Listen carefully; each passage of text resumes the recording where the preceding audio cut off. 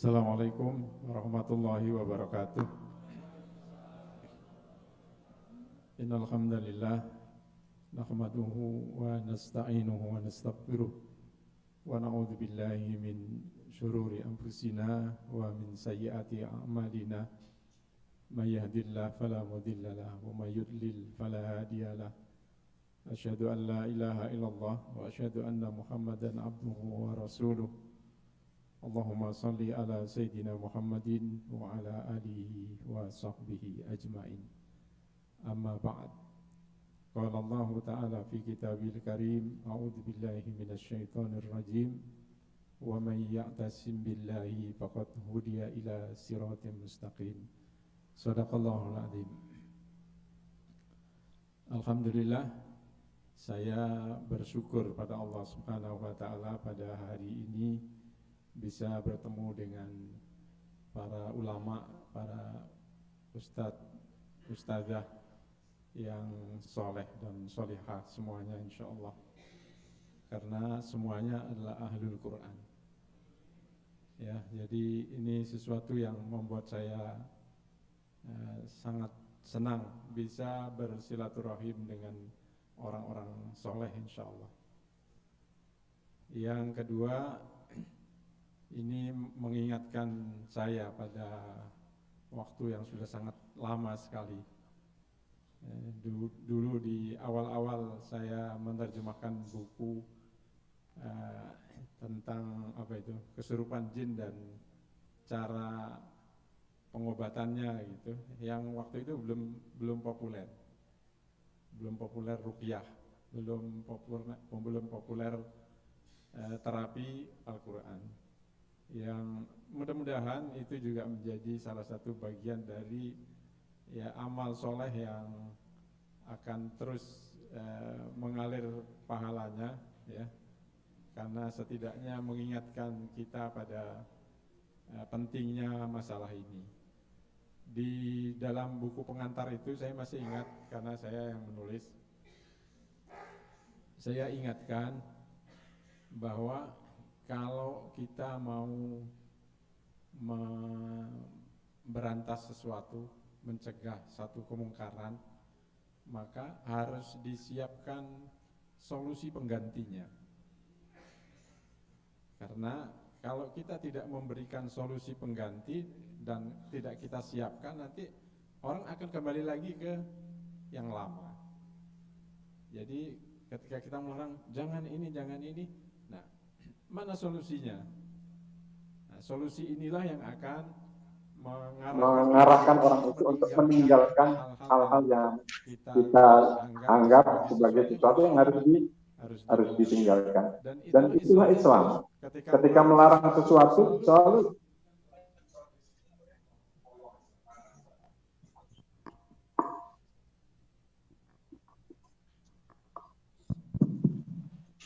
Allah melarang zina. Kan tidak dilarang begitu saja, tapi dikasih solusi supaya orang tidak berzina, disuruh nikah.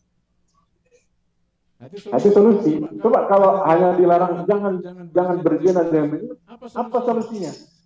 Kalau tidak dikasih solusi, orang akan lari kembali lagi. Nah, orang kita larang jangan pergi ke dukun, jangan pergi ke tukang sihir, tapi nggak disiapkan dukun solehnya. Kalau sudah ada dukun soleh kan, insya Allah. Sehingga nggak salah kalau saya menyebut antum ini orang dukun soleh, insya Allah.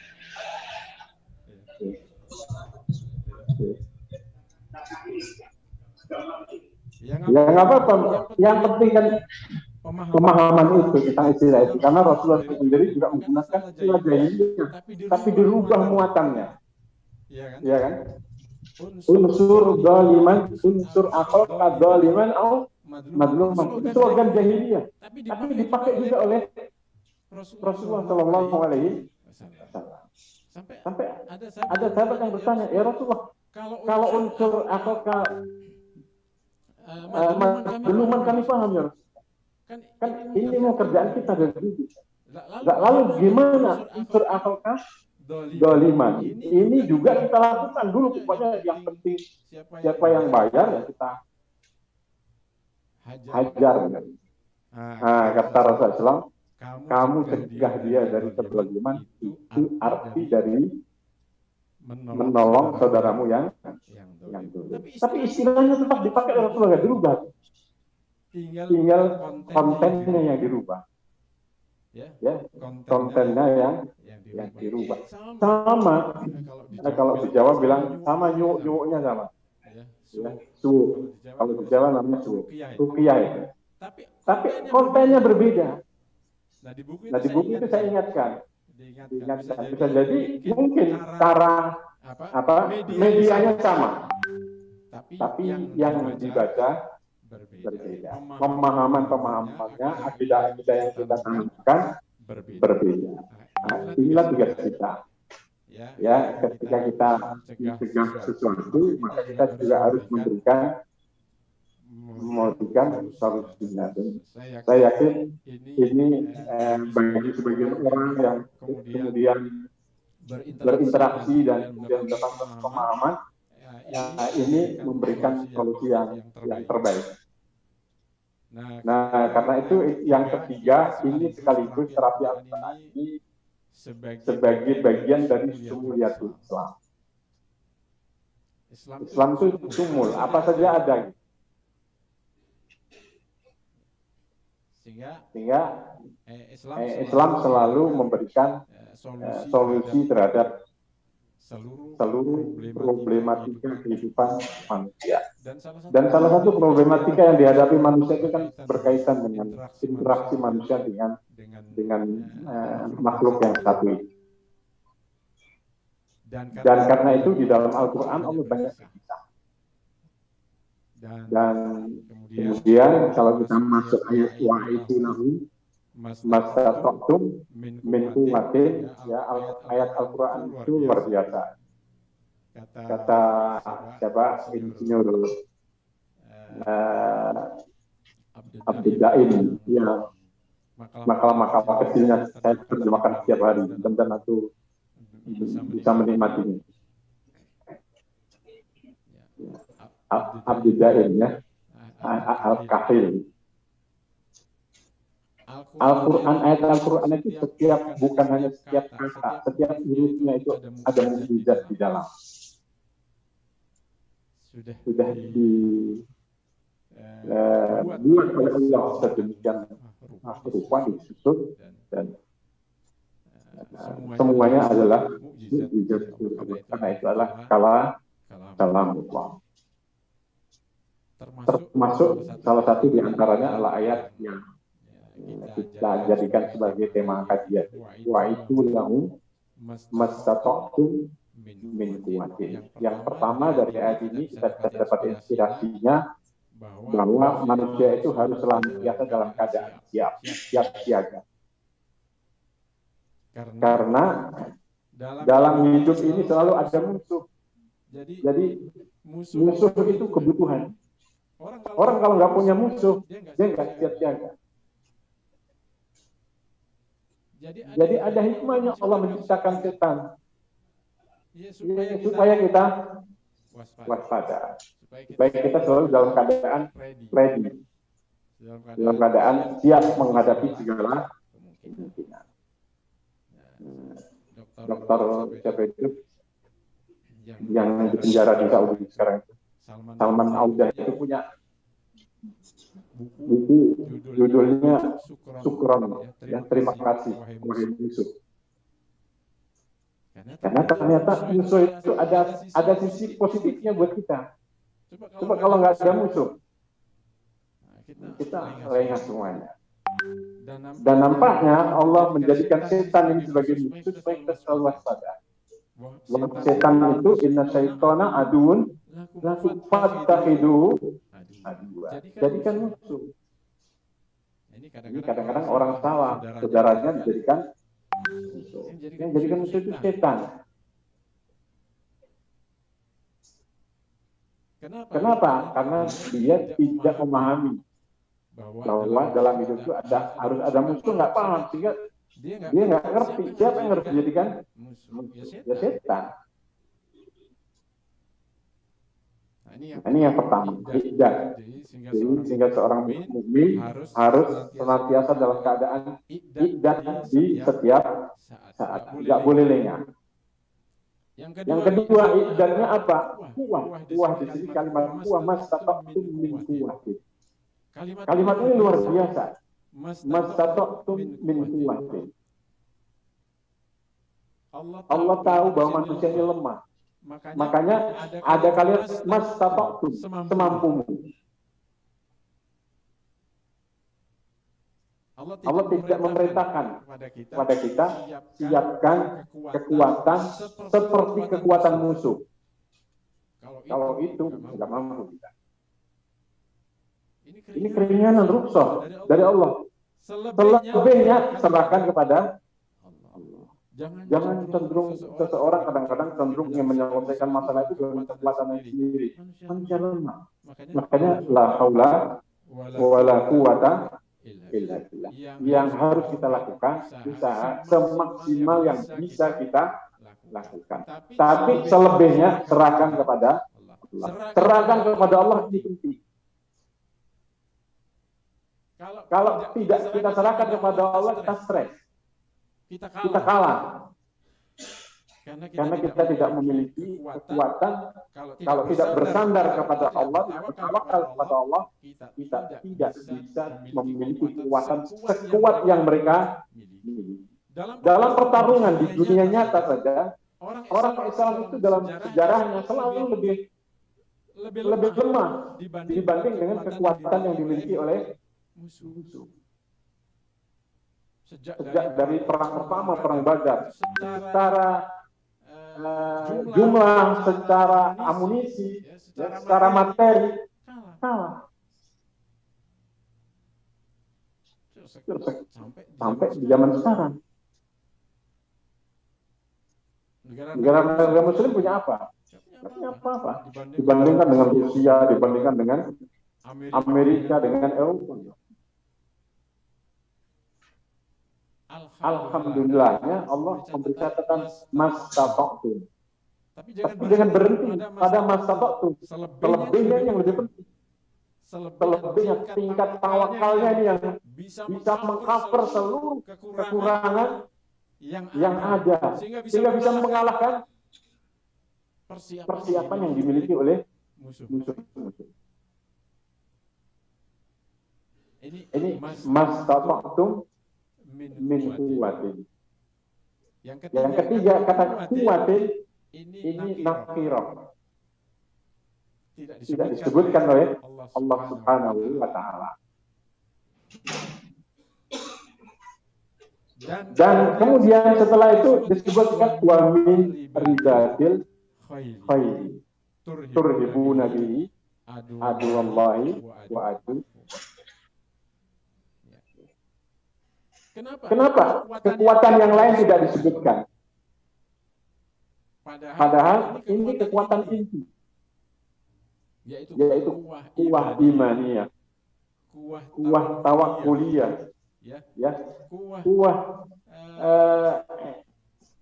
imaniyah, kuwah iltizamiyah, kekuatan komitmen kepada Islam. Kenapa tidak disebutkan?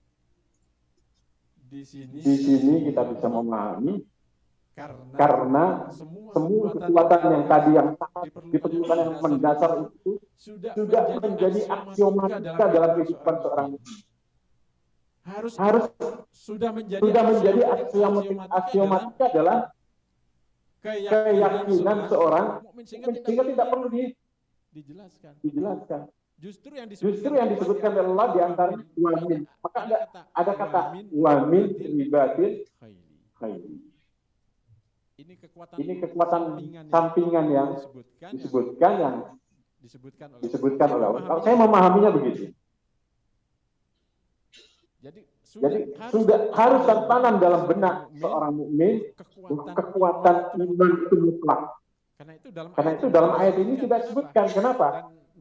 Dan sudah terangkum dalam kata kuwatin, karena itu sudah aksiomatika bagi seorang mukmin.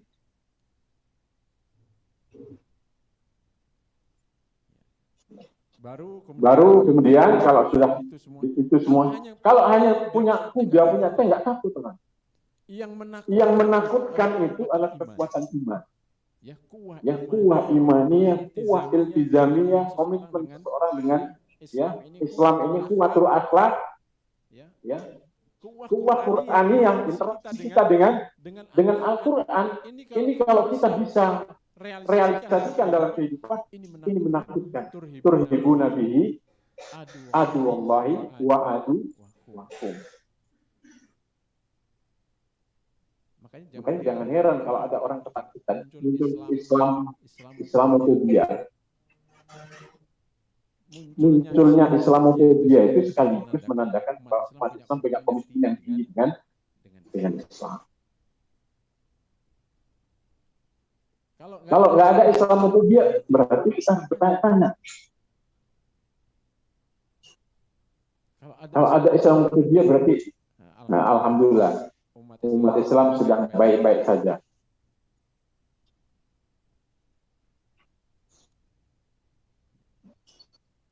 Dan adu aku salah satunya, adu Allah yang adu aku, termasuk setan, termasuk juga manusia. Dan kemudian wa akharina min dun la ta'lamunahu Allahu ya'lam. Dalam tafsir disebutkan, dalam tafsir Ibnu Katsir, di beberapa tafsir disebutkan tentang wa akharina min duni ini. Ya, di antaranya ada yang menyebutkan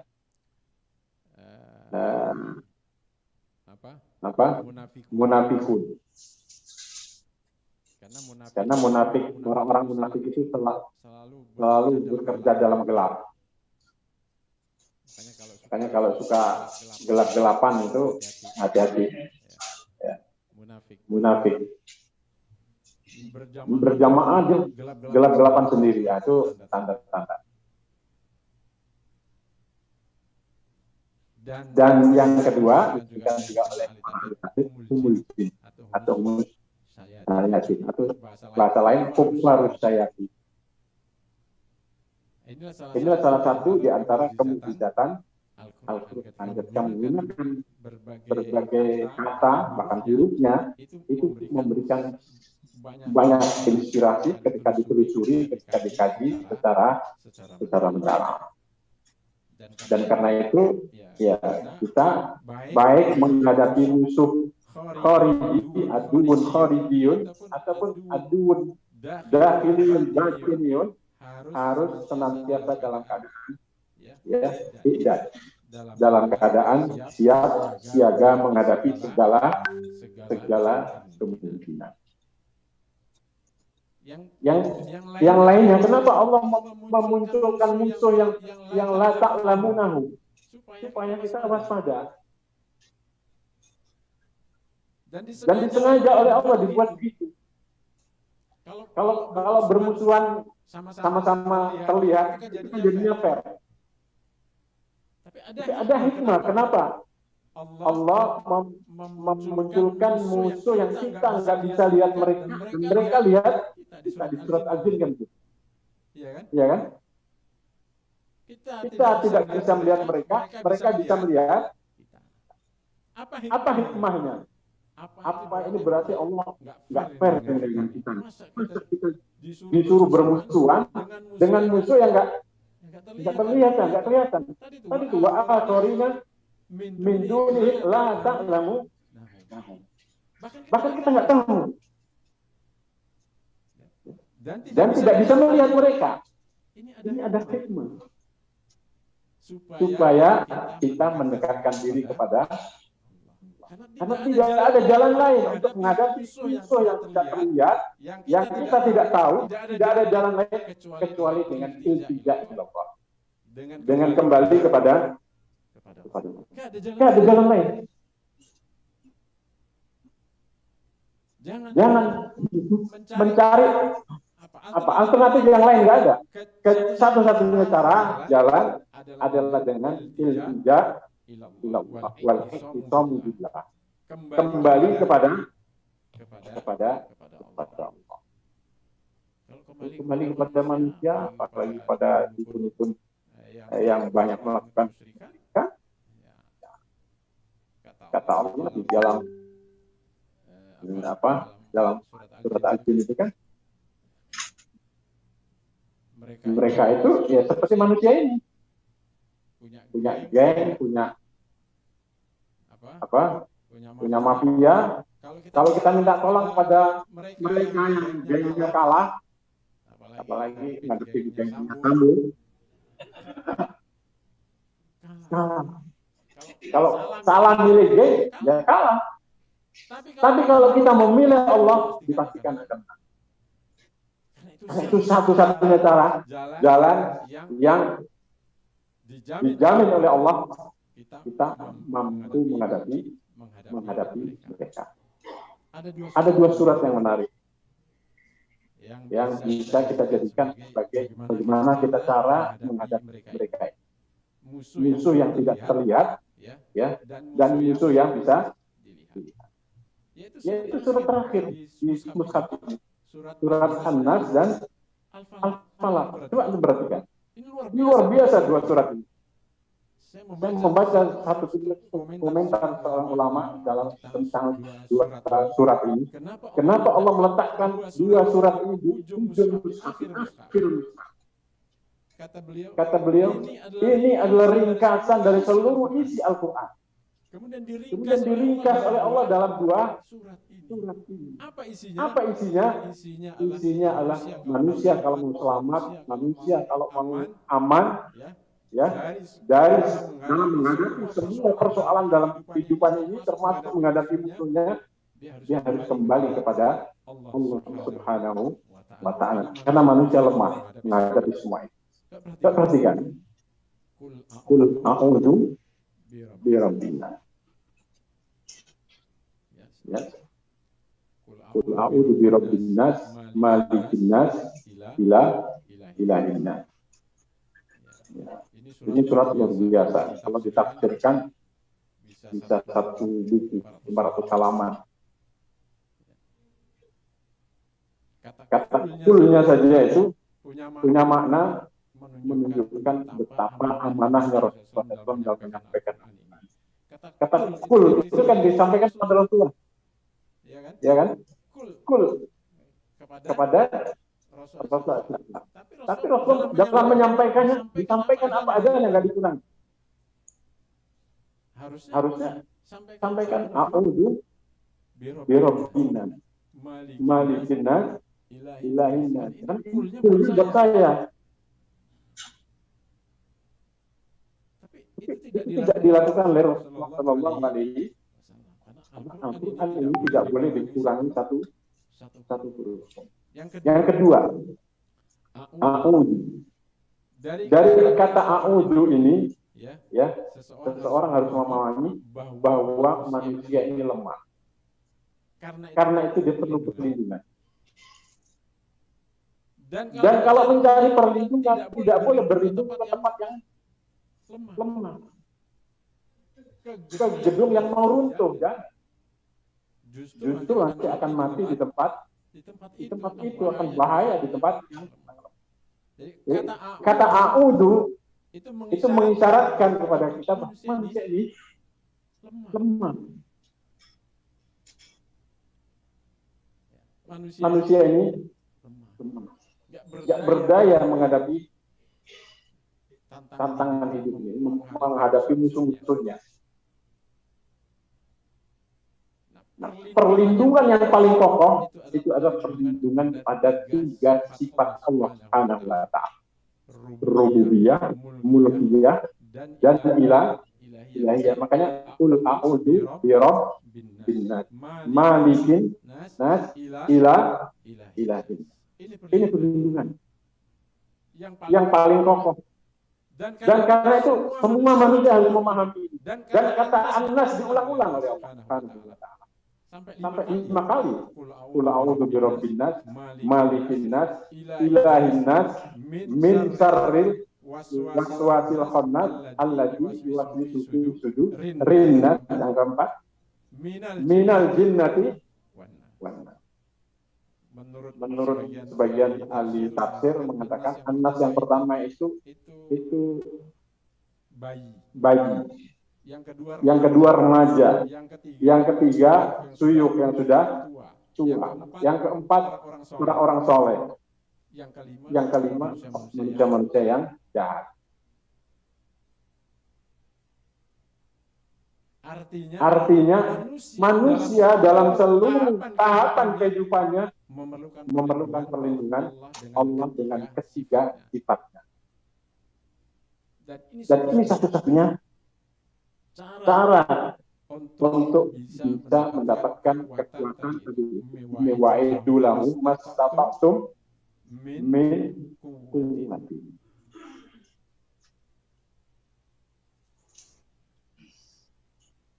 Perbedaan yang kedua, perhatikan perbedaannya dengan kul a'udzu birabbil falaq. Kalau dalam surat Al-Falaq itu yang digunakan ada birabbil falaq. Rob. Tidak ada Malik, tidak ada, hanya satu. Kata sebagian ahli tafsir, kalau yang pertama itu menghadapi aduul kharijiyun. Kalau yang kedua Anas ini menghadapi aduul dahiliyun. Karena itu memerlukan tiga sifat Allah Subhanahu wa ta'ala. Karena ini lebih berbahaya. Kan min syarril waswasil. Ini musuh dakhil. Ya jadi majradam. Dia bisa masuk melalui aliran darah. Karena itu manusia harus berlindung kepada Allah dengan memahami ketiga sifat yang sangat diperlukan oleh manusia. Maka dirangkai, ya, Rabbin nas, Malikin nas, ilahin.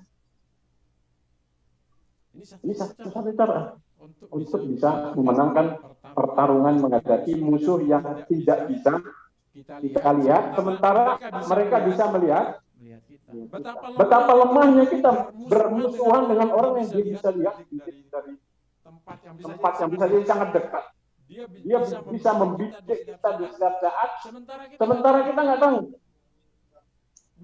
mau apa kita menghadapi mereka. Nggak ngelihat. Jadi sasaran itu. Dan ini sengaja diciptakan oleh seperti ini supaya manusia berlindung kepada Allah. Jangan cari perlindungan yang lemah. Kalau kepada selain Allah lemah. Apalagi di situ disebutkan min syarril waswas.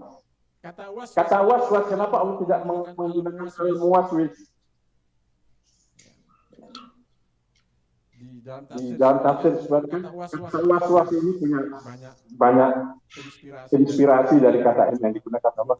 Bukan muwaswis atau bukan setan. Min syarris syayatin atau min syarril muwaswis. Tapi al-waswas. Ya, kata al-waswas ini punya inspirasi makna yang sangat luas dan dalam. Yang pertama, kata al-waswas ini menunjukkan bahwa pekerjaan ini sudah menjadi pekerjaan inti dari setan itu sendiri. Minal jinnati wan nas itu. Kerjanya itu sehingga sampai pada taraf profesional. Ini musuh profesional, bukan musuh sembarangan. Dan yang kedua punya semua alat yang bisa mendukung kesuksesan permusuhan yang dilakukan. Maka digunakan kata al-waswas. Dan di samping profesional punya keahlian, kemahiran yang luar biasa. Dia bisa menghadapi setiap musuhnya sesuai dengan keahlian musuhnya. Dia tahu menghadapi Nabi. Maka Allah menceritakan bagaimana menghadapi Nabi Adam.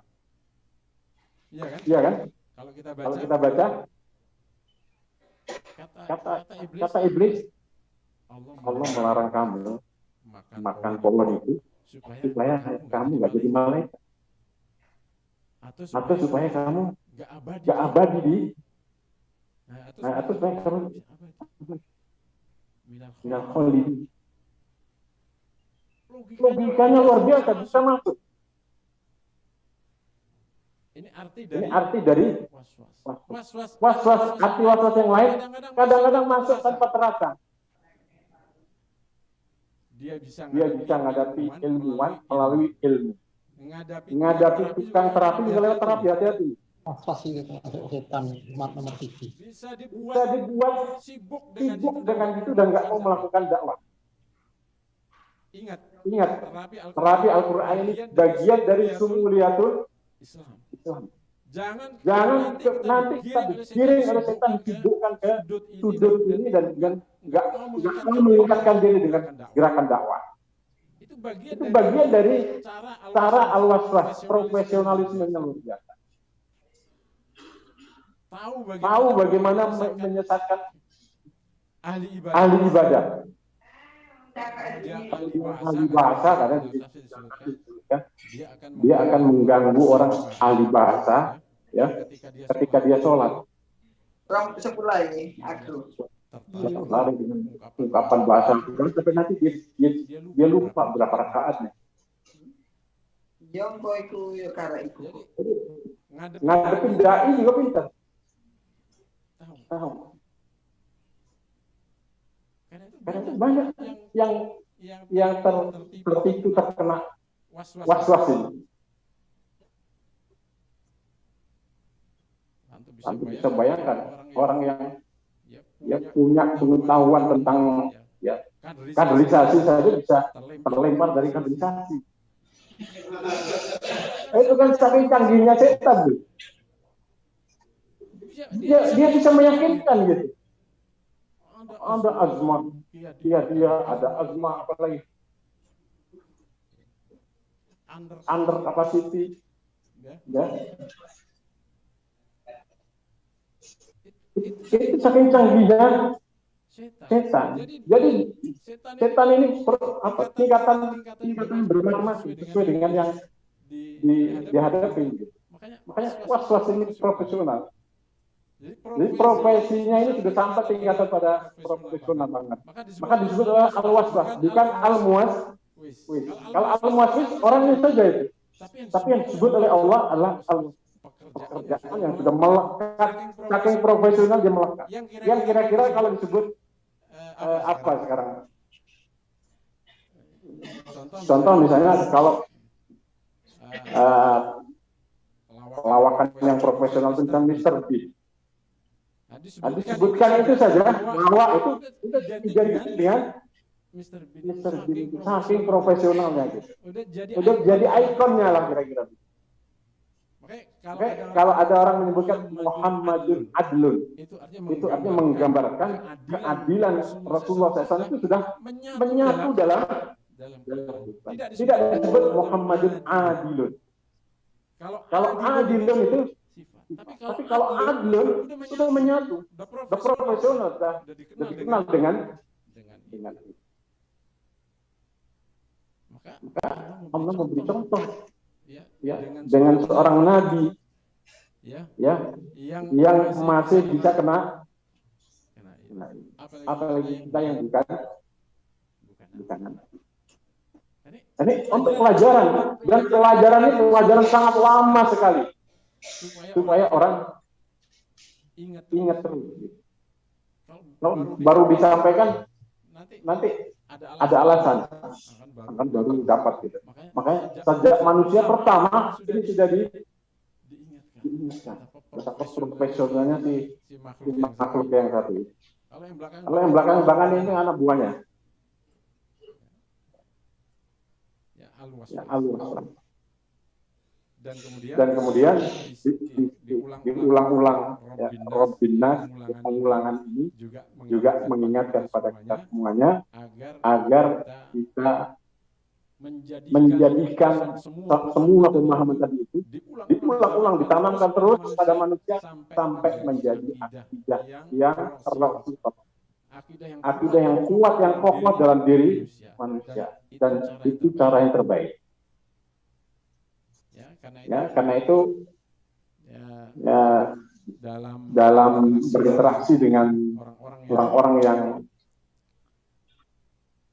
kita terapi ini harus ditanamkan.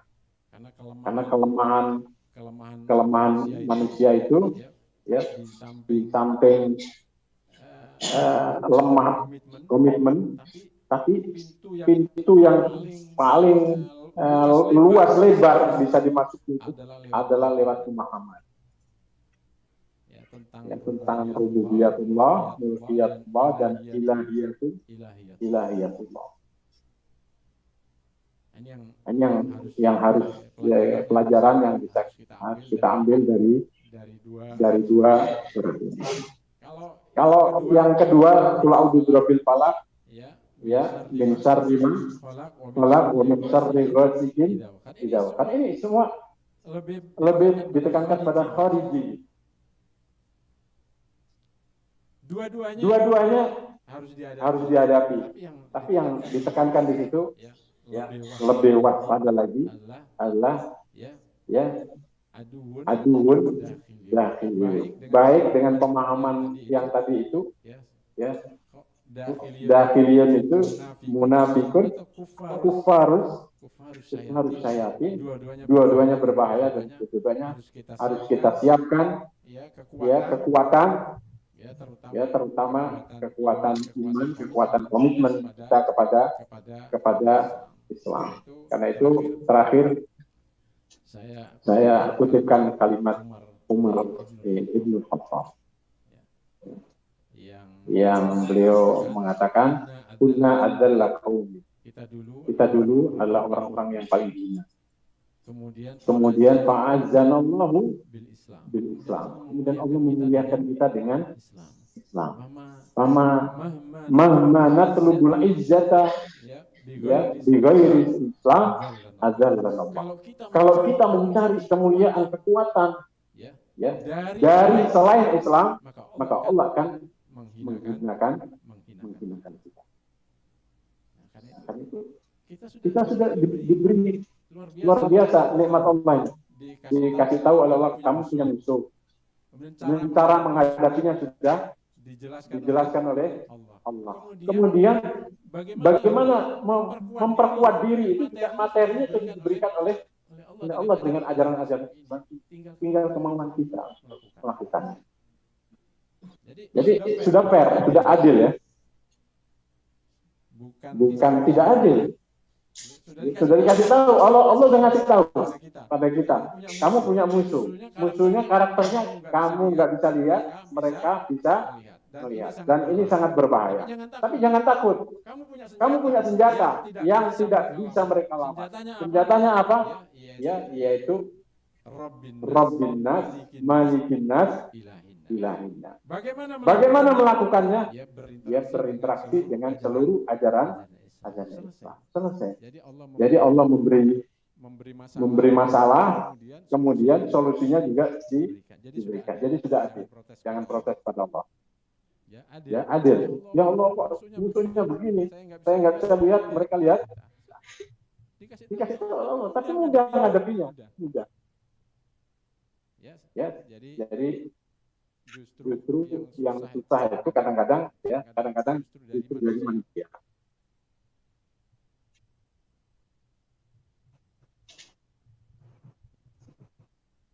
Maka Allah menyebutkan inna kaidas syaitani kana dha'ifa. Tapi begitu menyebutkan kaidah yang lainnya, itu ya adil.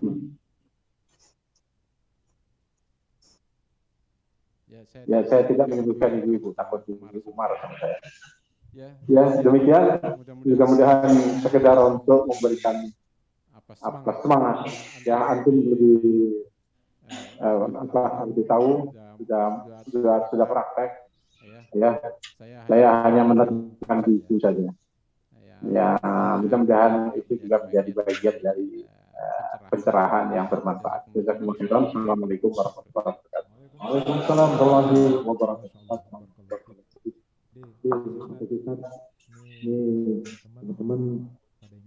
sana juga ya.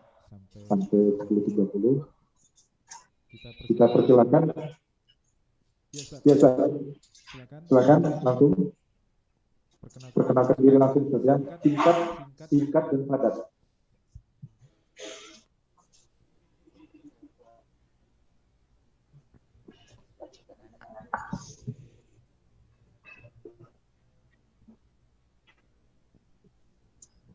Bismillahirrahmanirrahim. Assalamualaikum warahmatullahi wabarakatuh. Alhamdulillah. Jazakallah Ustaz Alun telah memberikan pencerahan dalam dua sisi. Pertama min kuah, yang kedua adalah solusi dari surat. Ini ingin anak kaitkan dengan kondisi struktur, di mana kuah ini dalam sisi jahiliyah dalam struktur kita belum ada. Yang kita lawan ini masih berbentuk kharijiyah. Maka kemarin juga saya diskusi. Maka bagaimana supaya di dalam struktur itu terapi Quran ada cantolannya, ada tempat nempelnya. Mungkin sekilas kelihatan bisa nyangkut di, mungkin buatlah jenah khusus di Dewan Syariah. Sehingga nanti satu saat kalau kita ada pertemuan formal, memang undangannya formal. Ada undangan formal. Dan juga ini kan sangat menambah kekuatan di dalam struktur kita, di dalam dakwah kita. Sehingga mudah-mudahan dengan kita nyangkut di situ, dengan kekuatan terapi Quran ini bisa menjadikan tidak hanya 8% terus, karena kita kurang kuat tadi. Kekuatan kita kurang dengan menyangkutnya terapi Quran di dalam struktur menjadi 15% insya Allah. Tapi Allah Akbar. Karena ada kekuatan baru yang diisi di dalam struktur kita. Ini sangat kita butuhkan. Setuju nggak ini? Nah, yang dua mungkin lebih setuju lagi. Kalau ada nyangkut di struktur itu nanti ada support dana. Betul nggak ini? Jangan karena dana berangkat dengan dana sendiri. Sedangkan untuk tujuan memberikan dakwah, sedangkan berangkatnya dengan dana masing-masing. Makanya ada kurang pas, betul nggak? Sehingga jumlah yang hadir pun tidak maksimal. Kenapa? Penoppangan daripada support dananya. Walau besar ini aja. Assalamualaikum warahmatullahi wabarakatuh. Yang kedua. Ya. Beliau bilang.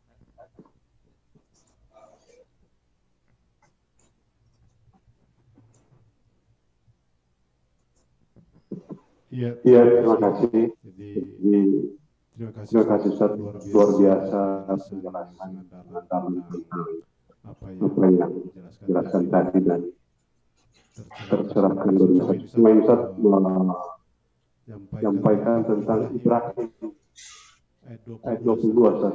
Ini menyangkut tentang khutbah iblis dalam sebuah buku yang sampaikan bahwa intinya pada ayat tersebut Salah syaitan lama kudiat aku bahwa ada wa tutup akhlak hukum.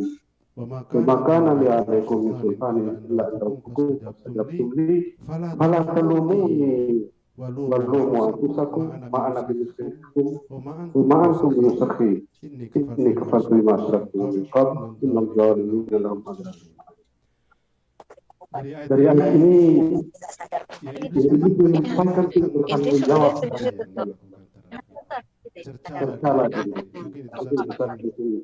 elaborasi tentang masalah tanggung jawab dia bertanggung jawab apa yang dilakukan dan caranya yang kemudian banyak yang jerumus.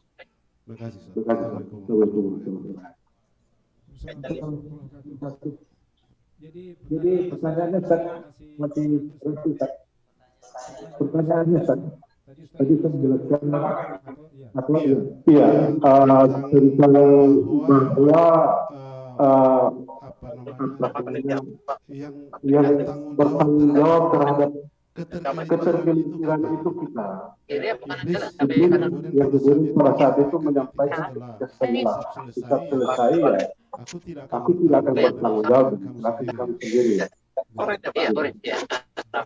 Ya, dulu tanah sih. Oh, gitu. Apa lihat nih?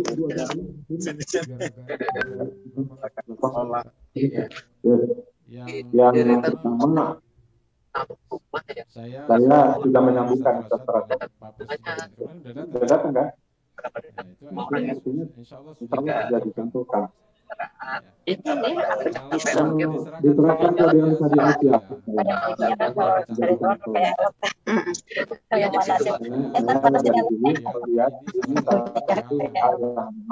Ya harus juga kita garapkan ini bagian dari ajaran enak buat jalan ke jauh kan? karena kebutuhan manusia harus tidak dihadapi. Ini bagian dari tadi saya katakan bagian dari Sholat saya bertemu dengan presiden. Jadi setiap ini mau ditantolkan di mana? Kalau mau ditantolkan di Dewan Syariah, siap. Ya. Apalagi juga ketua Dewan kemarin juga lewat Zoom ya. Nah, berarti satu ini lebihnya mantap. Insya Allah untuk kemaslahatan dakwah. Ya, yang penting ini diniatkan menjadi salah satu media dakwah. Itu yang harus kita jaga. sewa berapa ke situ? Sampai justru ini menjadi media bagi setan untuk menggiring kita di sudut tertentu lalu untuk dan lepas dari dakwah. Itu yang harus tadi saya ya nanti bergantung bagaimana komunikasinya. Ya. Nanti kalau tercatat punya kesempatan ketemu beliau untuk berkomunikasi, ya. Coba dikomunikasikan dan nanti akan saya sampaikan juga insya Allah. Nah, yang kedua tentang ya iblis tidak bertanggung jawab yang memang itu yang disampaikan oleh Allah Subhanahu wa taala. Tugasnya hanya meluasnya tadi. Ya itu pekerjaannya. Selebihnya ya ditanggung oleh penumpang. Iya kan? Jadi risiko ditanggung oleh penumpang. Ada barang hilang ya penumpang. Kenapa nggak dikunci? Kenapa nggak di? Nah itu dia. Jadi memang dia tidak punya kekuatan untuk kemudian sampai. Dia hanya menggoda, mengiming-imingi, mengkondisikan, tapi manusia itulah yang akhirnya memilih. Nah, pilihan itu yang harus dipertanggungjawabkan. Jadi adil. Maka kan diceritakan juga oleh Allah nanti di akhirat. Ada yang dulu Allah yang menjerumuskan saya, berikan hukuman. Sudah, kata Allah, kami berikan hukuman sesuai dengan ini. Tapi kamu juga harus dapat. Karena itu pertanggungjawaban dalam amal itu bersifat individual. Sama, termasuk kita dalam berjamaah ini, walaupun berjam sama-sama, pertanggungjawaban senantiasa fardiyah. Ya, maka jangan ya kadang-kadang ada orang logikanya terbalik. Murabbi saya aja berhenti dakwah, masa saya sebagai mutarobinya nggak berhenti. Nah, itu logika salah itu. Karena pertanggungjawaban nanti fardiyah. Harusnya biarin murabbi saya berhenti dakwah. Karena saya bertanggung jawab terhadap Allah sendiri. Kan suka gitu. Orang menyimpang itu kadang ngajak mutarobinya. Saya sudah nyimpang, ayo kamu ikut keluar. Itu karakter manusia. Dia kalau menyimpang nggak mau diam, ngajak. Sama, setan juga mau. Kan dia tahu mau dimasukkan neraka. Minta izin sama Allah. Cari teman sebanyak-banyak. Nah, itu kan makanya disebutkan minal jinnati, karakternya sama. Saya kira itu. Maka kita harus waspada, harus prinsip bahwa mas'uliyah itu fardiyah harus senantiasa kita tanamkan dalam diri kita supaya kita tidak mudah terpengaruh. Jadi ini sedikit persiapan kita mengkuat tadi sejauh mana agar bisa dia nanti menjadi nabi adu Allah wa adu alakum, kemudian wa akhirina min dunihim. Tentu kalau umpamanya persiapan itu tidak matang, tidak kuat, persiapannya asal-asal, dia nggak bisa menggetarkan musuh. Jadi gimana yang sampai nanti dalam praktek terapi Quran, sehingga nanti ini menjadi kunci bagi kita untuk memahami persiapan bisa menggetar musuh. Kewajiban kita adalah berkomitmen dengan azan, sekomitmen semaksimal mungkin, tapi dengan cara yang baik, yang luas, yang baik. Ya. Nanti Allah akan memunculkan sendiri. Gak usah kita yang memunculkan. Seperti Umar. Umar itu kalau lewat di satu gang, setannya lari.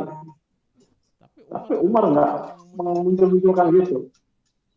Jalannya dibikin begini itu enggak. Ya biasa aja. Kekuatan komitmen dengan Islam inilah yang nanti dengan sendirinya akan membuat orang itu akhirnya gentar menghadapi umat Islam.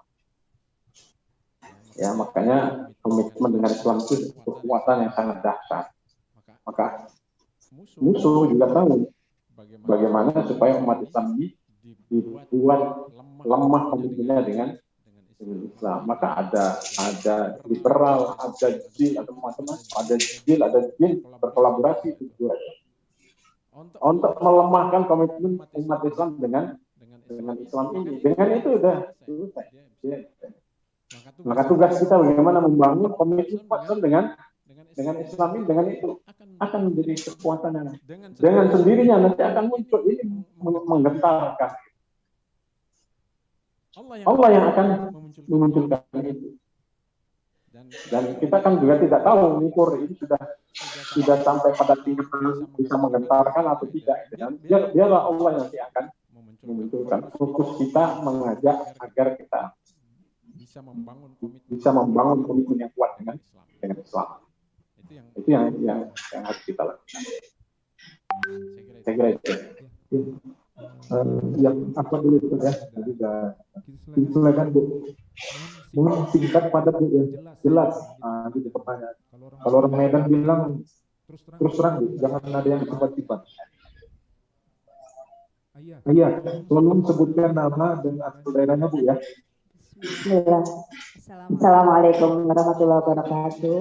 Waalaikumsalam warahmatullahi wabarakatuh. Saya Dunia Hasil kenal Dunia Hasil kompleks Ustaz Sugianto. Namanya Umi Mina. Kalau di kampus sekarang suka dipanggil Umi Hati atau Umi Multaji dari DPD Kota Bandung. Yang saya mau tanyakan sangat prihatin Ustaz, mengapa sampai dari DPP hingga DPRA gitu, kalau ada acara-acara justru yang sangat di backup dan distrukturkan adalah yang mengandung hipnotisme NLP. Sepertinya kalau tidak ada NLP-nya kayak sayur tanpa garam. Sementara kita punya aksara yang demikian, insya Allah Al-Quran itu adalah dahsyat. Dipandang sebelah mata Ustaz. Bahkan di DPD saya sendiri kurang diperhitungkan. Saya masih nggak urgent gitu. Itu yang dari tahun 2004 sendirian Ustaz. Saya ingin gitu ada. Kalau saya pelajari, kayaknya karakter dasar kader itu akan samina watoknya kalau ada korelasi jelas dari struktur dari DPP gitu. Baru mau. Misalnya saya ketika ada pusat di Bandung itu kan harusnya kita infokan. Tapi kurang greget gitu. Sampai sekarang saya merasa sendiri gitu. Jadi saya ingin kalau bisa ada korelasi jelas dari DPP karena karakter dasarnya kader memang begitu. Saya baru akan sampai nawacana kalau jelas ada resmi orang dari DPC seperti itu. Karena selama ini tidak ada. Jadi kayak apa? Kesannya tuh itu apa? Takut dan alergi dengan terapi Quran atau rukyah syariah seperti itu.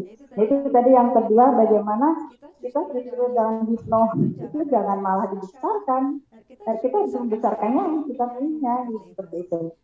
Dan ya juga untuk kemenangan terang saja ada testimoni dari Multazim, kakaknya Haki, ketika diperbantukan di pemenangan gubernur DKI itu di putaran yang pertama katanya pasti semuanya kayak gitu dari kita itu. Ketika perhitungan ngantuk. Ya, kemudian saya bilang nanti putaran kedua nak ciprasin itu TPS-nya dan harus selalu kontak dengan Allah di kedua dan bergerak. Ini alhamdulillah putaran kedua menang gitu. Jadi memang itu sangat membantu buat kemenangan di beberapa saat. Itu Assalamualaikum warahmatullahi wabarakatuh.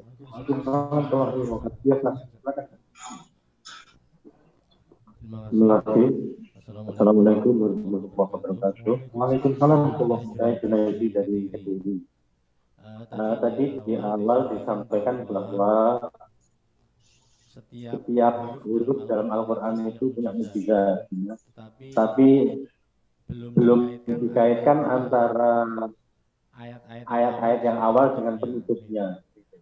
Penutupnya kan wa ma tunfiqu min shay'in fi sabilillah yuwaffa ilaikum wa antum la tuzlamun. Nah, mohon dikaitkan ya apa yang di awal tadi dengan penutupnya. Karena sekarang kan kayaknya penulis rupiah untuk maliyahnya kader itu semakin menurun. Mungkin para coach atau istilahnya pembina itu merasakan itu ya kader menurun. Jadi mohon nanti ada kayak himbauan untuk pembina UPA atau coach dalam P yaitu untuk menyampaikan supaya bisa ada tumbuh semangat itu semangat untuk maliyah ya.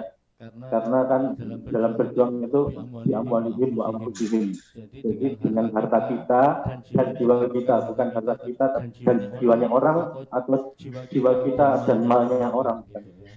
Ya, terima kasih. Assalamualaikum warahmatullahi wabarakatuh. Waalaikumsalam warahmatullahi wabarakatuh. Silakan. Ya, yang pertama tentang NLP ya. Ya, sebenarnya struktur juga tidak rekomendasi juga tidak. Mungkin itu inisiatif pribadi saja gitu. Nah, mungkin mereka belum paham tentang NLP. Ada penjelasan dari penulis dari Indonesia masalah ya. Fauzul Azim. Ya, itu bagus itu. Bagaimana beliau menjelaskan tentang supaya mereka sadar. Gitu. Jadi kita sudah punya solusi, tapi mungkin dari kitanya kurang sosialisasi. Ya, kurang sosialisasi. Cobalah disosialisasikan dengan cara yang agak menarik gitu. Coba. Kurang menarik kadang-kadang kita ini. Ya. Jadi kan kata Allah hal adulukum ala tijaratin gitu. Sosialisasinya itu mengikuti kaidah-kaidah bisnis. Nah, ini Pak Herunya ahli bisnis nih. Gimana bisa mensosialisasikan produk itu penting kan ya Pak? Itu penting. Maka produk itu sudah bagus sih. Cuma kita mensosialisasinya kurang bagus. Nah, dikemas lebih cantik lagi, lebih bagus lagi. Sesuatu yang sangat diperlukan oleh orang ini. Manusia memerlukan ini, cuman kita mengemasnya kurang bagus, sehingga kurang. Nah, sudah ada bagus tadi sudah dikomunikasikan, insya Allah nanti akan terus saya komunikasikan mudah-mudahan. Dan beliau bisa hadir di sini kan berarti sudah terbuka pintunya. mudah-mudahan nanti bisa ditindaklanjuti insyaallah. Oke. Ya.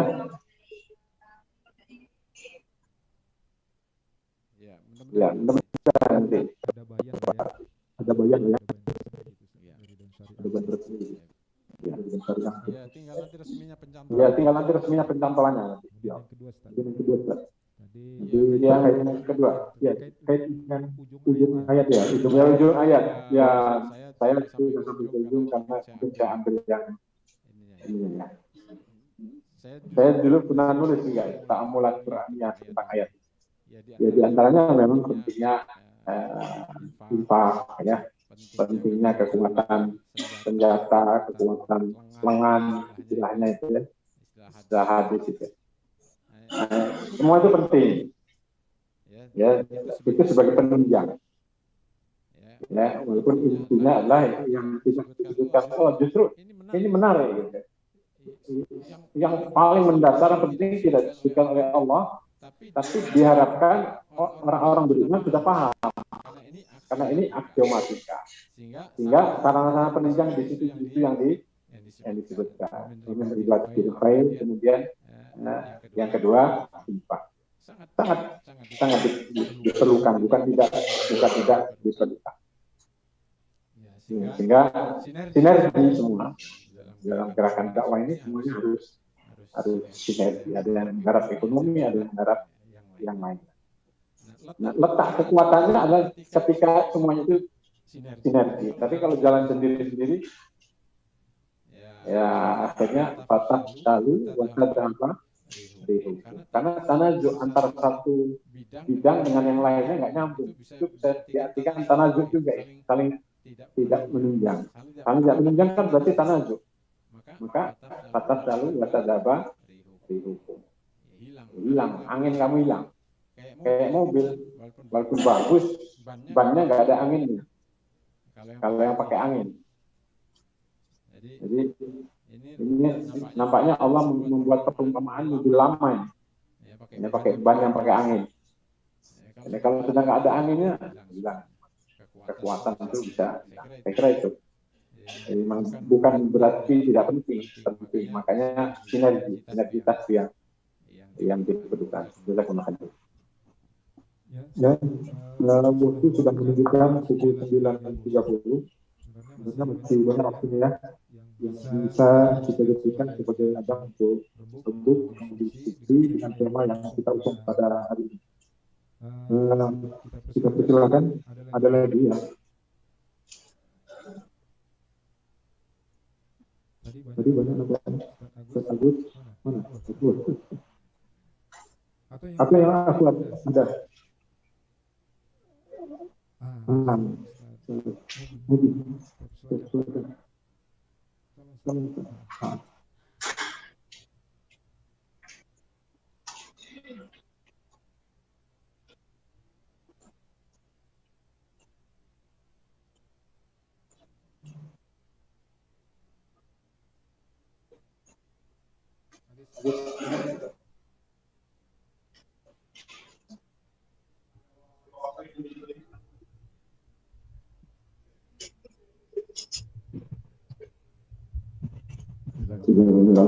Assalamualaikum warahmatullahi wabarakatuh.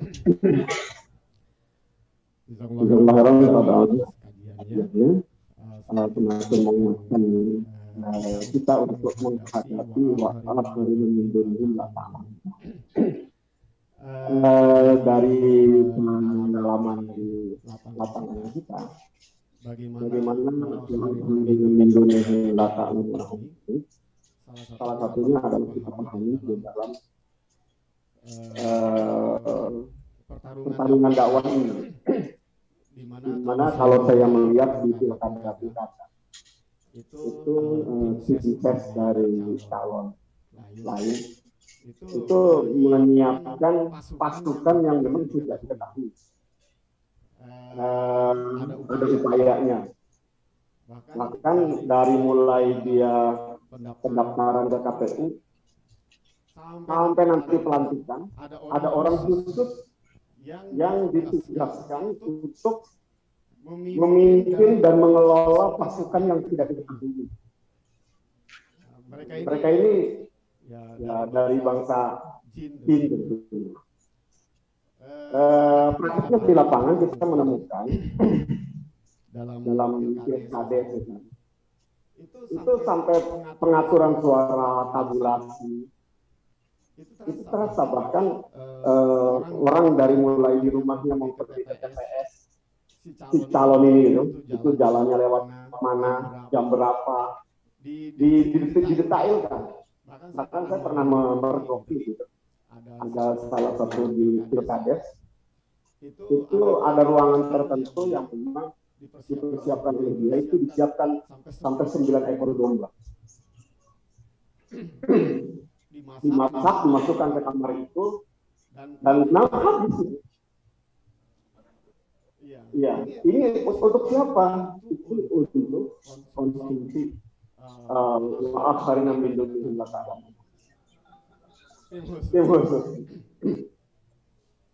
Nah, jadi kalau ini kita kaitkan dengan ayat tentang perang Al-Anfal adalah Al-Anfal juga dalam perang Badar, bagaimana pasukan Quraisy itu menuju Badar itu ketemu dengan pasukan kabilah gitu mau bergabung. Begitu sudah berhadapan-hadapan, kabilah yang baru bergabung ini pulang, nggak jadi. Ditanya kan sama Abu Jahal, kenapa kamu pulang? Ini arah malah sekarang. Saya melihat ada yang tidak kalian lihat, ternyata pasukan yang bergabung pasukannya Abu Jahal. Dan mereka berbentuk manusia. Itu adalah yang tadinya wa'aharinam itu katakanlah. Nah jadi kalau Abu Jahal pasukan Quraisy dibantu oleh iblis dan pasukannya, Rasulullah SAW diajarkan bagaimana dia munajat sampai menurunkan 1000, Allah menurunkan 1000. Nah kita ini real pertarungan kita dalam pilkada. Nah bolehkah kita atau kita merangkai munajat khusus memohon kepada Allah agar menurunkan malaikat. Jadi kita fokus mohon, ya Allah turunkan bangsa jin muslim. Kita minta langsung. Real kita melihat bahwa lawan kita itu mengumpulkan sekian dukun sakti dari berbagai tempat. Lalu kemudian kita juga tahu bagaimana sembahan yang disiapkan. Bukan hanya nyawa domba, tapi terkadang nyawa manusia. Nah, kayaknya kita sudah saatnya menugaskan orang-orang tertentu berkomunikasi dengan Allah Subhanahu wa Ta'ala. Bahkan saya kemarin di Musuh 02 itu ada salah satu kiai dari organisasi pendukung 02 juga. Dulu mendukung saya. Beliau membawa saya dan KMK sudah datang ke rumah beliau. Dibawa dia minta, besok saya dikasih wirid. Tolong kader-kader ini suruh baca ini. Nah, wiridnya itu manggil para malaikat. Redaksi wiridnya manggil para malaikat. Tata caranya juga di kamar khusus, di mana disiapkannya harus puasa dulu registrasinya. Lalu kemudian menguat. Saya coba ngobrol dengan pelan. Ya. Jadi beliau punya dalil. Tidak konsumsi arti salati. Apabila kamu berada di sebuah padang sahara, maka sesungguhnya di sana ada ibadah Allah yang bisa kalian mintai pertolongan. Disinilah di kalangan NU, saya cukup besar di NU, muncul kalimat rijal Allah ibadah. Agisuna bi adlil wa kunu aunana lillah asanahdo bi fadlil. Ini adalah memanggil rijal.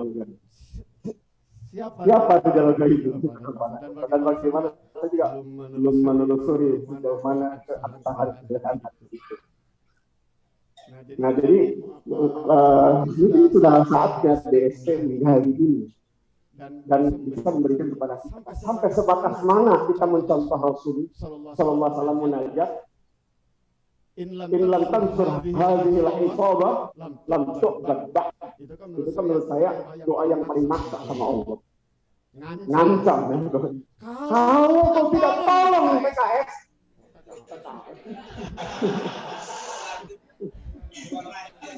Terlanjur. Kalau kau tidak tolong dakwah ini, tidak ada penyembah di negeri ini, kata Allah.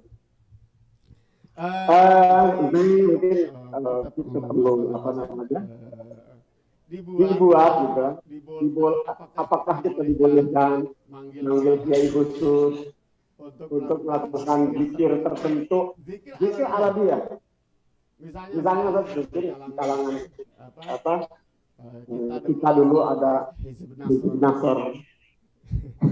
Kita sudah dapat ijazah Hizib Nasr gitu kan, Hizib Al-Atas dan sebagainya lah, banyak itu. Nah, bolehkah kita misalnya merekomendasikan untuk dalam rangka nanti 2024 kita minta simpulan khusus. Ente nggak usah kemana-mana, zikir puasanya sekian, zikirnya sekian, dalam rangka menurunkan walillahi junudus samawati wal ardh. Wallahu a'lam. Terima kasih.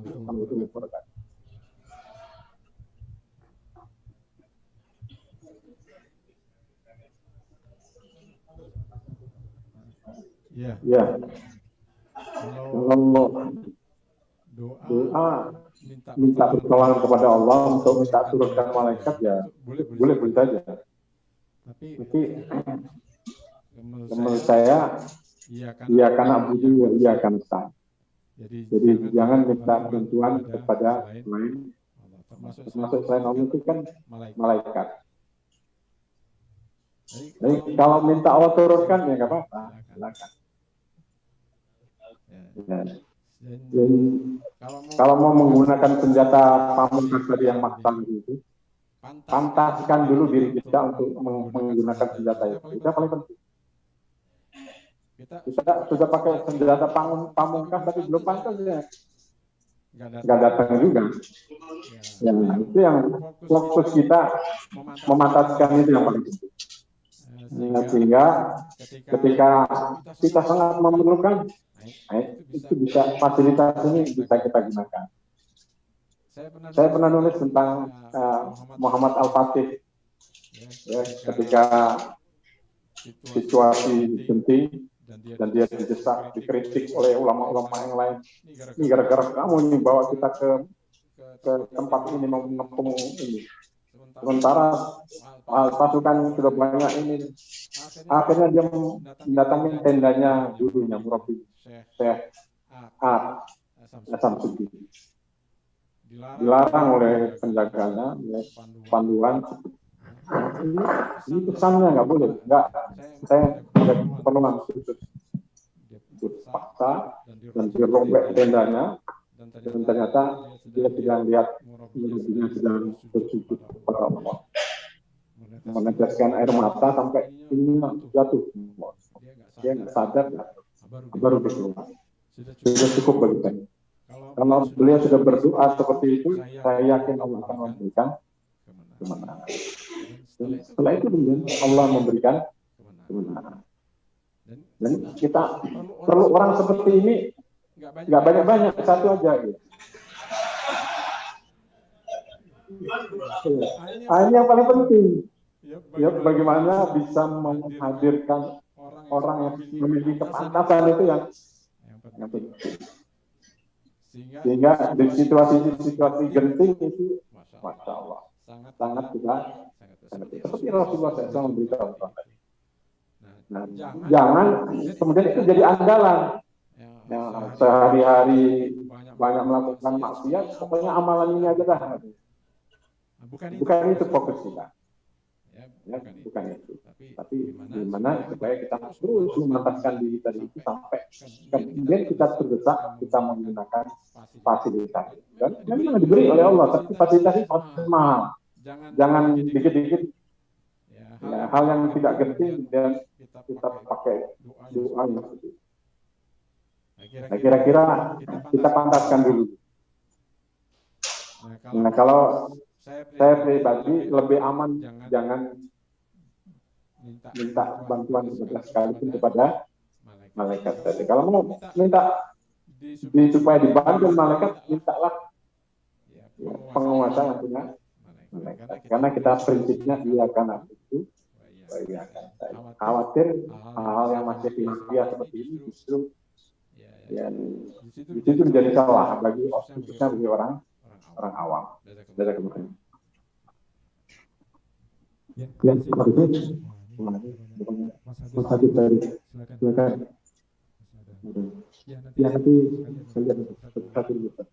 Lanjut menunjukkan. Bismillahirrahmanirrahim. Dalam kaitannya dengan perang, masing-masing kan punya strategi. Setan juga punya strategi. Nah, strateginya setan itu seperti apa? Dan lalu strategi kita harusnya bagaimana? Nanti bagaimana Ustaz? Oh ya, nama saya Agus Wibowo dari Lampung. Informasi Ustaznya di waktu ini penasihat FPG juga. Jadi nanti boleh kalau yang terkait langsung ke penasihat, enak bisa sedikit curhat lagi ya. Silakan. Assalamualaikum warahmatullahi wabarakatuh. Waalaikumsalam. Saya Munawir Ustaz dari Madura. Masya Allah. Tentang pengalaman waktu itu, kalau boleh nggak disut ya, nggak dibandingkan dengan ini. Waktu itu, ya dibandingkan dulu. Waktu itu pemilihan pilkada DKI Jakarta Anies Sandi. Saya amanahnya di Korsat, di Korsat. Jadi waktu itu belum ada FTQ, turun Al-Quran.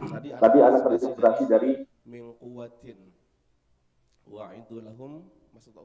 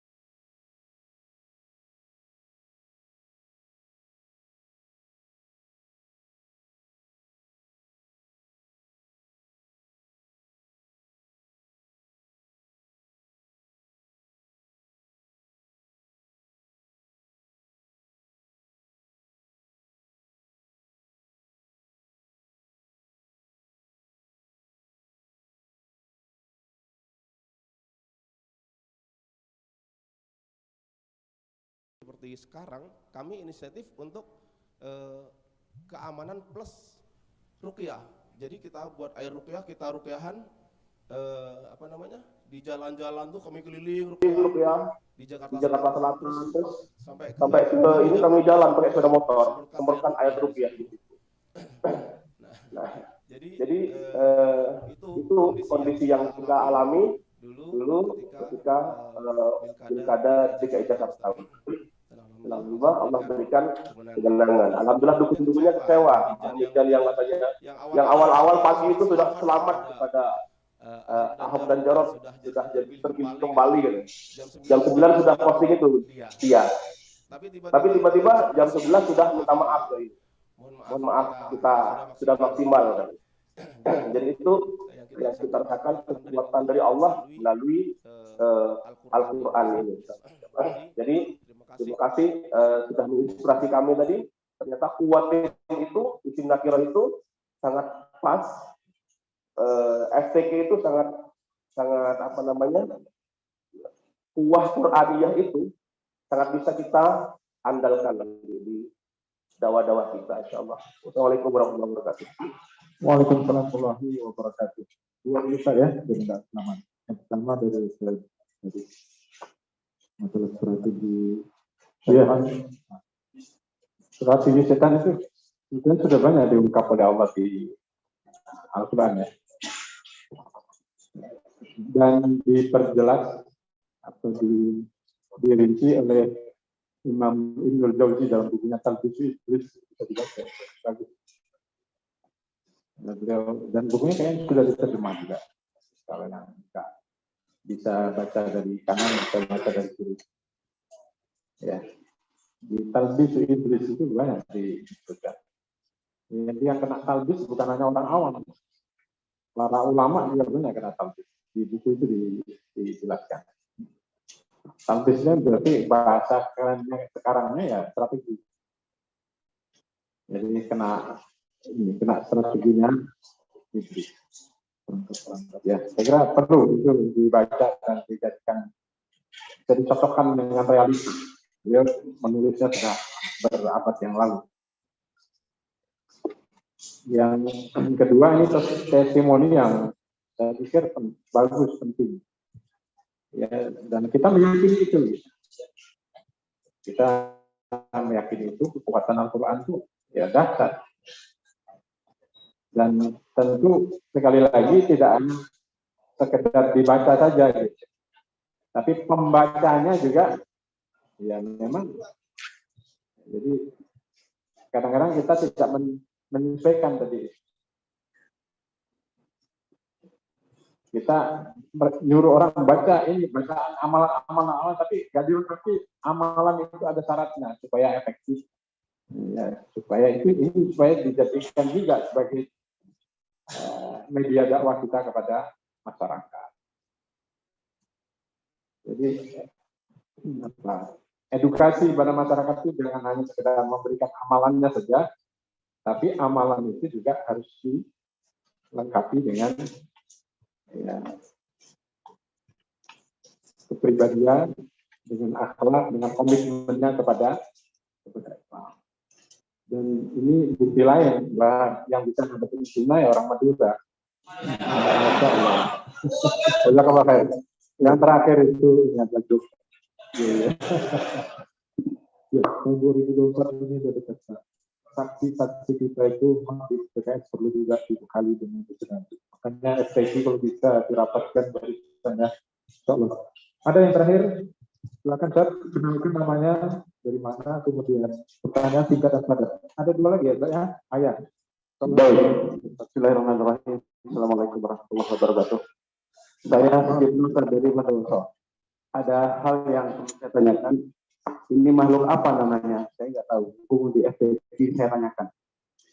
5 tahun yang lalu, kami modal semangat yang pertama, yang kedua modal iman yang kuat bahwa ja'al haq wa zahaqal batil. Ada pasien yang sangat parah, suami istri. Dan jadi sangat parah sekali ini, tidak punya anak. Begitu kami rukyah, yang reaksi suami sama istrinya. Dan akhirnya, bukan akhirnya, tapi perjalanan itu ada jimat yang tersimpan di rumahnya, dan itu diambil dan dibakar. Itu meledak kayak petasan. Dan yang keluar itu, Ustaz, ini anak-anak muda, masih muda dulu. Masa bisa gitu? Jadi cerita dia, kalau itu dari Majapahit, jadi adanya Islam itu kami ke gua-gua gitu. Yang keluar kayak itu, Ustaz. Yang kami ingin tanyakan, satu malam, kami rukyah itu, dia sudah ini akan diserang dengan 8 dukun kalau nggak salah, berkumpul untuk menyerang karena sudah tidak pernah tembus ini. Jadi orang dua ini sudah dapat tembus dan dukun itu berkumpul di Malang. Kami ke sana berapa orang? 4 orang mungkin. Dari Isya sampai subuh. Yang keluar tuh Nyiroro Kidul. Macam-macam itu, Ustaz. Nah, kami jam-jam 8 itu, ini mohon nanti cerahannya, jam 8 ini ada begitu reaksi suami istri itu kami tangani semuanya. Karena di perumahan ini sampai dengan jalan itu sudah penuh dengan orang yang berbaju hitam. Karena dukunnya kumpul sudah, dari berbagai agama katanya kumpul. Nah setelah itu kira-kira jam-jam 10 itu kami rukyah terus. Ini siapa ini katanya, dia bilang itu yang pakai baju putih-putih itu. Ini yang dari Bali menyerang dicegat di Banyuwangi, yang dari Jember dicegat di Bedawaso. Jadi lagi sama pakaian putih-putih. Ini temannya kamu, gitu. Kami juga tidak tahu, tidak pernah mikir, sudah mikir, tidak baca Qurannya sudah gitu. Jadi pertanyaannya lah, makhluk apa? Saat jam itu kami sekarang sudah sadar gitu ya. Gimana sekarang itu makhluknya? Itu di mana? Di pohon itu dia sholat tahajud, makan kembang. Allahu Akbar. Saya nggak tahu juga ini makhluk apa. Kami nggak pikir, yang penting kami rukyah aja sudah selesai. Dan sampai sekarang alhamdulillah suaminya itu bisa merukyah istrinya dan punya anak 2 sekarang. Alhamdulillah. Jadi kami tanyakan adalah jangan takut menghadapi mereka karena mereka lemah ja'al haq wa zahaqal batil. Yang kedua yang menjadi bahan saya itu ini kira-kira makhluk apa yang ada di kembang, yang di pohon kembang itu yang sholat tahajud malam-malam makan kembang. Assalamualaikum warahmatullahi wabarakatuh. Waalaikumsalam warahmatullahi wabarakatuh. Silakan yang kedua. Yang kedua, Ustaz. Nah, itu.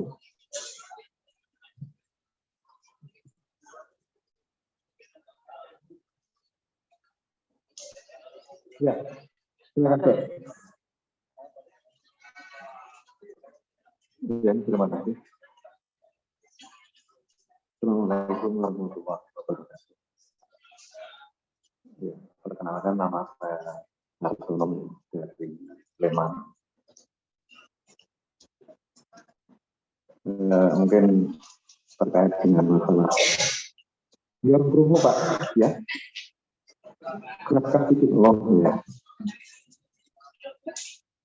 Terkait dengan masalah tadi apa yang dari Madura itu datang ke Jakarta. Di dalam setiap aktivitas kita ini kan sebenarnya kita semua itu kan udah ada namanya doa yang itu semua adalah sebagai bentuk penangkal. Ketika kita pergi sendiri, kita harus membaca Bismillahirrahmanirrahim ala Allah. Dan dari doa itu sendiri sudah Allah menjamin untuk kemudian Allah akan melindungi. Nah, pertanyaannya ketika kita menghadirkan mungkin seseorang dengan kemudian kita bertawakal lewat doa tadi, nah itu bagaimana kemudian mensikapi? Apakah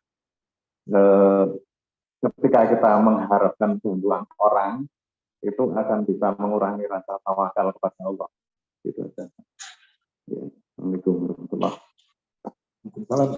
wabarakatuh. Jazakumullah khairan. Yang pertama, betul itu bagian dari pertolongan Allah Subhanahu wa Ta'ala yang harus selalu kita jaga. Yang penting sudah minta pertolongan saja kepada Allah. Kita baca apa yang bisa kita lakukan. Jadi itu jangan terlalu dipikirkan. Yang penting kita minta pertolongan kepada Allah. Dan memang setan pekerjaannya yukhawwifunakum, ya, menakut-nakuti, ya, menakut-nakuti.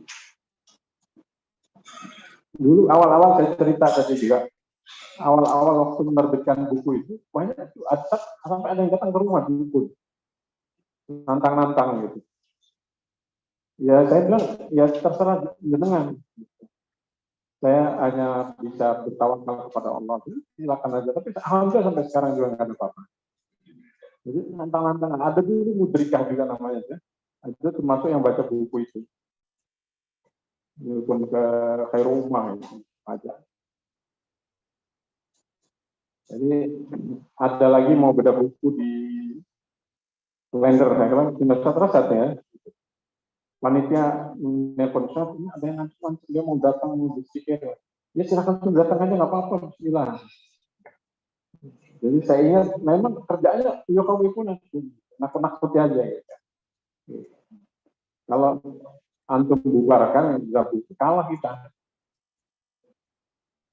Jadi pekerjaannya itu dan yakin dengan Allah Subhanahu wa Ta'ala itu saya kira itu sudah jadi keyakinan kita. Ya, tentang gimana cara Allah serahkan aja kepada Allah. Mudah Allah memenangkan menolong kita dengan cara yang sangat sederhana. Kadang-kadang tidak mereka pikirkan. Siapa yang mengira ya bagaimana cara Allah menghentikan sebuah kejahatan? Ya siapa yang mengira gitu dan tidak pernah bisa berpikir untuk menghentikan mafia yang ada di kepolisian yang baru saja terbongkar. Ini kan mafia sudah lama dan tidak ada yang bisa melawan gitu. Tapi subhanallah Allah membongkar mafia ini dengan cara yang sederhana. Seorang jenderal yang harusnya berpikir strategis itu, dia melakukan kejahatan di rumahnya. Nah, itu kan orang paling bodoh. Itu yang tidak pernah berpikir, tapi Allah sederhana menumbangkan seseorang. Nah, jadi serahkan saja. Makanya Mas Tatotum, apa yang kita lakukan selebihnya. Nah, selebihnya kita serahkan pada Allah. Ini kekuatan yang nggak terhitung. Justru ini yang lebih besar daripada upaya yang apa yang kita lakukan. Maka ini harus ada. Tidak azam tak tawakal. Tawakal dasar. Maka jangan sampai ini ditinggalkan. Nah, yang kedua, menyambung ke pertanyaan yang kedua, ketika kita minta doa kepada seseorang, dan itu sah-sah saja kita minta doa, tapi jangan mengurangi tawakal kita kepada Allah. Nah, yang diundang juga jangan mengurangi tawakal orang itu. Sudah beres, pokoknya saya datang selesai. Jangan, berarti itu nyuruh dia tawakal pada kita. Kita nasihati, tetap Bapak tawakal kepada Allah. Kita usaha minta kepada kita tanamkan akidah. Insya Allah selesai. Saya kira itu. Alhamdulillah.